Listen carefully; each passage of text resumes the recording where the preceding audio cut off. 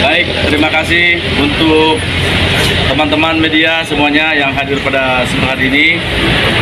Pada hari Jumat tanggal 4 Oktober 2024 kita melaporkan sebuah akun TikTok atas nama Ratu Entok, yang dimana di dalam TikToknya tersebut telah menghina, juga mengolok-olok dan mengejek daripada foto yang digambar handphone tersebut.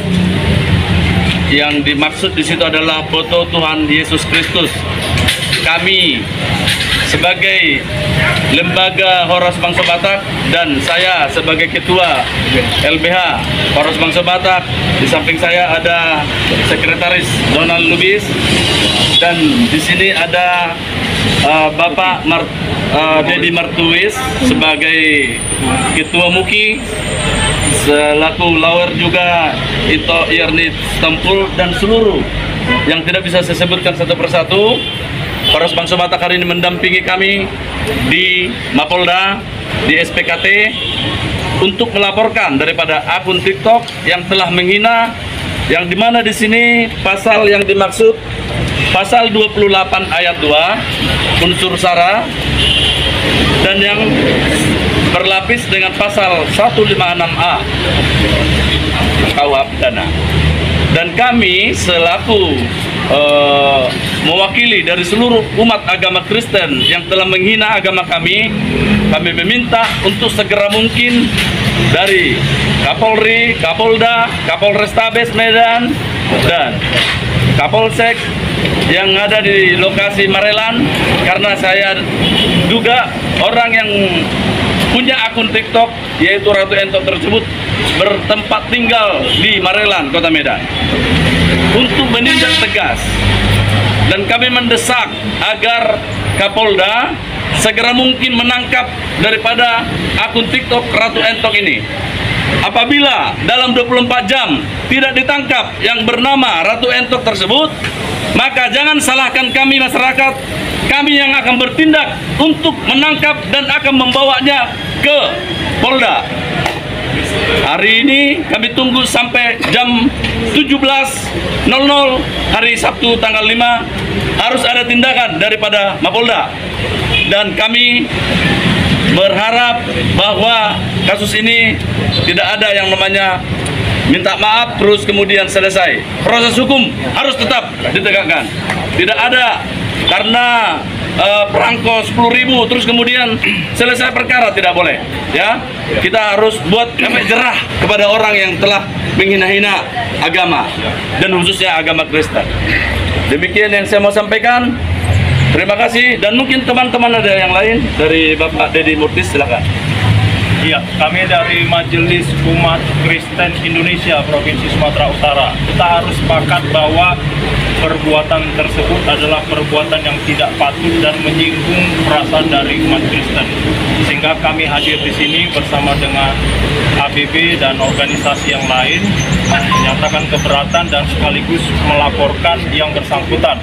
Dan perlu diketahui, ini adalah upaya agar kita mengambil tangan negara untuk menyelesaikan persoalan ini, supaya keonaran ini jangan berlarut-larut. Kita minta pemerintah dan aparat negara segera bertindak dengan cepat, supaya persoalan-persoalan serupa tidak terjadi lagi. Kita mau Sumatera Utara ini kondusif dan aman. Mungkin itu dari kami. Bisa dilanjutkan. Tangkap Ratu Entok! Tangkap Ratu Entok! Baik, terima kasih. Selamat sore. Saya Suangro Lumban Batu, Sekretaris Damki Sumatera Utara, beserta dengan abang saya, Bang Ranto Sibarani, begitu juga dengan kakak saya, Mesta Naibaho, ada juga Korwil GMKI, Aryan Pasaribu. Ini bagian dari Gamki semua. Kami datang kemari yang pertama membuat laporan soal Ratu Entok yang sedang viral saat ini, yang buat konten yang tidak wajar. Kontennya yang pertama menunjukkan soal laki-laki gondrong. Bagi kami sebagai umat Kristiani itu menghina agama kami, ataupun semacam bahasa sederhananya penistaan agama begitu. Itu pada prinsipnya kami datang kemari. Yang pertama itu soal IT, yang kedua penistaan agama dan juga SARA begitu ya. Jadi jelas di sini laporan kami ke Polda soal Ratu Entok menghina agama ataupun penistaan agama Kristen begitu dia. Ya kita sebagai umat ciptaan Tuhan yang Maha Esa harus saling menghargai. Pihak kepolisian terutama kepada Polda supaya laporan kami secepatnya diproses. Pertama ada bantahan itu sebenarnya tidak wajar begitu. Sah-sah aja itu bantahan. Kalau memang itu dipotong-potong, kenapa diupload kan begitu dia. Bahkan juga dia menyampaikan saya tidak kenal itu katanya. Ya kalau kenal, gak mungkin dia tidak kenal semacam public figure, pengikutnya ribuan atau ratusan ribu begitu, tidak mengenal soal foto itu begitu. Nah itu foto Tuhan Yesus Kristus begitu dia. Jadi tidak mungkin dia tidak mengetahui itu begitu. Kalau untuk kata-kata dia yang dinilai melukai, atau seperti apa? Kata-kata dia yang dianggap melukai bagi kita. Iya, soal melukai, soal menunjukkan potong rambut itu udah bagian dari melukai bang, begitu dia. Ya itu termaktub, itu luas artinya soal melukai yang disampaikan tadi. Nah, menunjukkan begini-begini, potong rambut katanya. Nah, emang cuma itu aja yang gondrong begitu. Nah, jadi jangan dia beralasan saya searching di Google laki-laki rambut panjang hitam keluar. Sementara yang kita searching nggak itu juga yang keluar begitu dia. Nah, jadi itu alasan yang tidak benar begitu dia. Dia memang berklarifikasi, tapi bukan klarifikasi permintaan maaf, malah dia klarifikasi membela dirinya begitu. Seharusnya dengan kerendahan hatinya dia harus minta maaf sebenarnya. Tidak perlu mencari orang ketiga, orang keempat untuk membenarkan dirinya begitu. Sebenarnya kami secara terbuka sudah memberikan peringatan kepada akun TikTok saudari atau saudara Ratu Entok ini, tapi yang bersangkutan malah berkelit dan mengaku videonya dipotong-potong. Padahal kami sudah melakukan tangkapan layar videonya secara utuh, walaupun beliau sudah menghapusnya atau menurut di Ratu Entok itu sudah dihapus oleh akun TikTok. Tapi kami sudah punya tangkapan layar utuh soal video tersebut. Nah, menurut kami yang bersangkutan ini, terlapor ini, itu mencibir dengan menunjukkan gambar ya. Jadi gambar yang menyerupai dan mirip dengan yang diakui ketuhanannya oleh umat Kristen. Dan mencibirnya, itu jelas ya mencibir. Jadi yang bersangkutan lewat akun TikToknya mengklarifikasi dan membela diri bahwa dia tidak tahu itu gambar siapa. Dan kemudian dia membela diri bahwa dia melakukan googling tokoh agama berambut panjang. Nah, kami googling, ternyata tokoh agama berambut panjang itu tidak satu pun keluar gambar yang menyerupai Yesus Kristus. Tapi ternyata ketika kami menggunakan kata kunci Yesus, gambar yang mirip dicibir oleh Ratu Entok itu yang keluar. Jadi kami yakin, seyakin-yakinnya Ratu Entok tahu gambar siapa yang dicibirnya dan dipertunjukkannya lewat akun TikToknya. Jadi laporan kami ini sebenarnya tujuannya adalah pembelajaran bagi kita seluruh umat beragama untuk saling menghormati agama apapun yang diakui dan sah di Indonesia ini. Itu saja, tidak lebih dan tidak kurang. Terima kasih.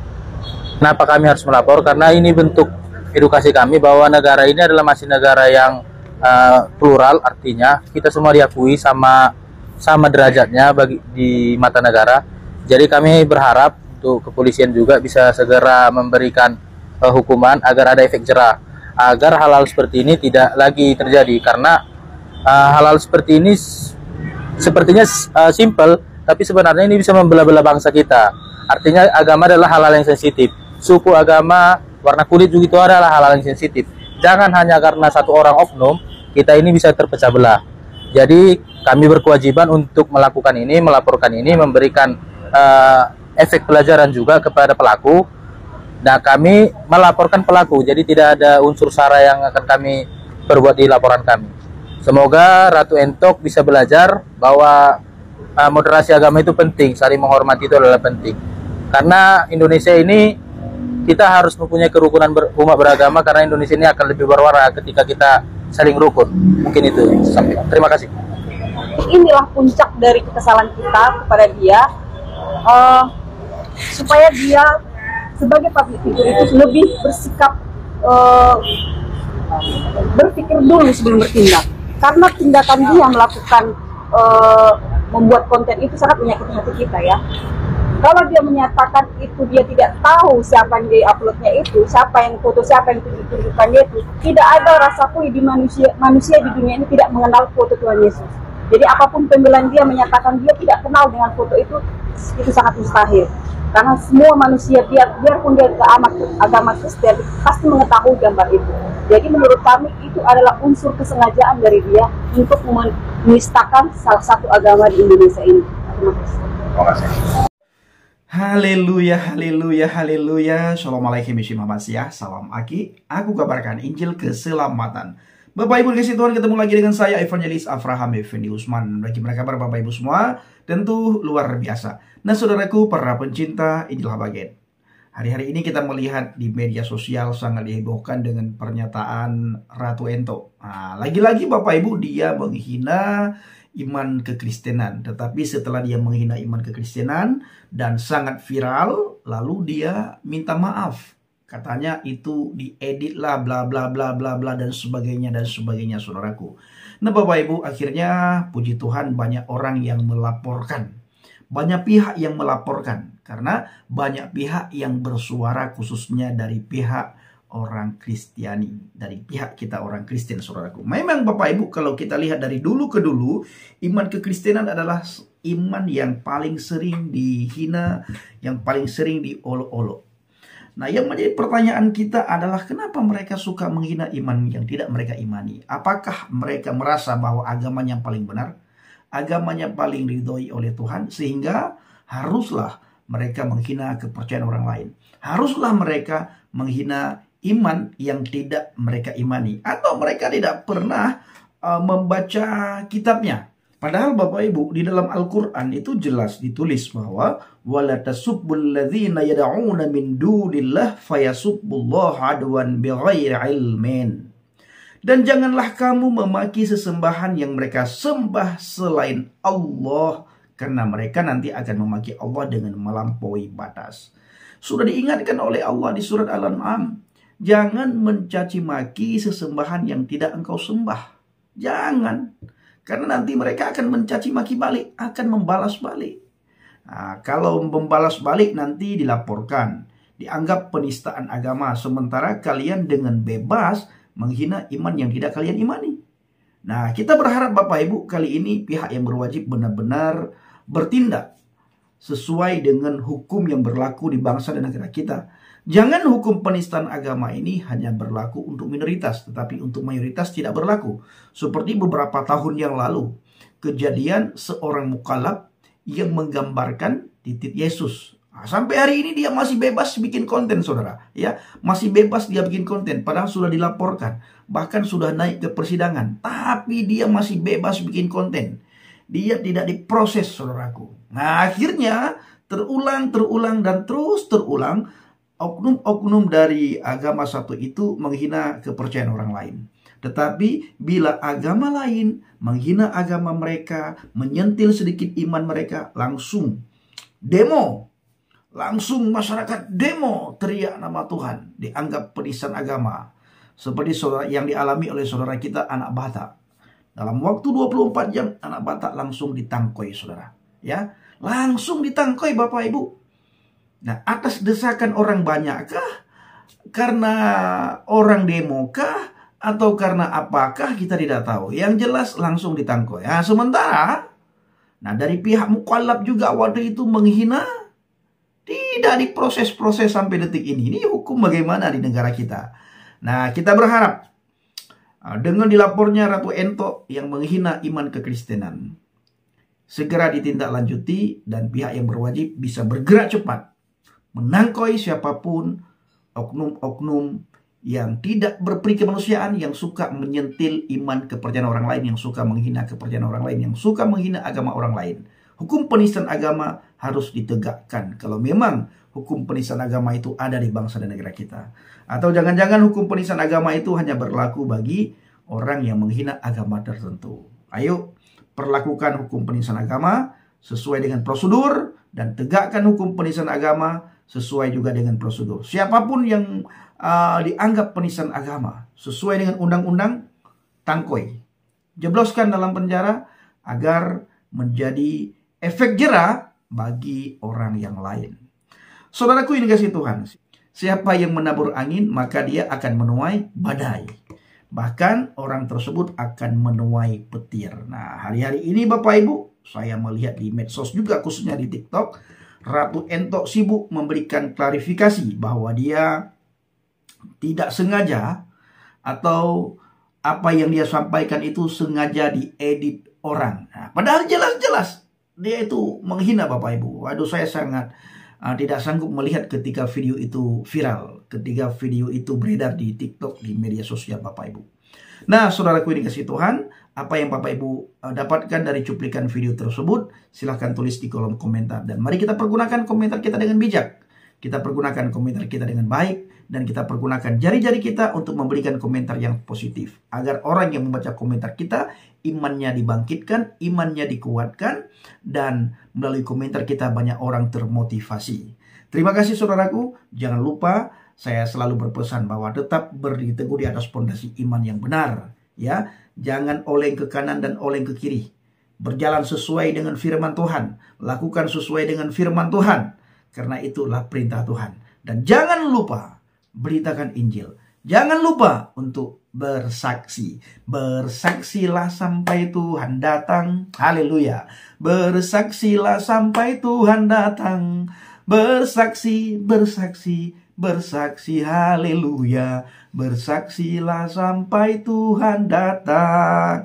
Bersaksi sampai Tuhan datang. Haleluya. Terima kasih. Shalom alaikum bishim Hamasiyah. Salam aki. Aku kabarkan Injil keselamatan. Bapak Yahweh bishim Adonai Yeshua Hamasiyah Beruah Kudus memberkati kita semua. Dan saya mengucapkan terima kasih banyak kepada saudara yang selalu mendukung pelayanan Habaget, baik melalui doa, dana, motivasi, maupun support saudara semuanya. Lebih-lebih lagi saudara yang membantu pelayanan yang akan kita lakukan nantinya, berangkat ke Pulau Mentawai. Bapak Ibu buat dalam doa syafaat agar melalui pelayanan kita nanti di Mentawai di pertengahan bulan Oktober ini membuahkan hasil, banyak orang dikuatkan, dan orang-orang yang sudah undur dari hadapan Tuhan mereka bisa kembali kepada Tuhan. Karena di Pulau Mentawai Bapak Ibu banyak sekali dikirim guru palsu. Setiap masuk kapal guru palsu pasti hadir di Pulau Mentawai untuk memperdaya pemuda-pemudi Mentawai khususnya di daerah pedalaman untuk masuk ke sebagaimana yang sering kita dengar, dan banyak orang menyangkal Yesus. Nah, dengan kehadiran kita tidak ada lagi anak-anak di Pulau Mentawai atau di pedalaman-pedalaman menyangkal Yesus Kristus, karena di bawah kolong langit ini tidak ada nama yang bisa menyelamatkan kita umat manusia selain di dalam nama Adonai Yeshua Hamasiyah. Oleh karena itu, Bapak Ibu bawa dalam doa, dukung dalam doa. Terima kasih.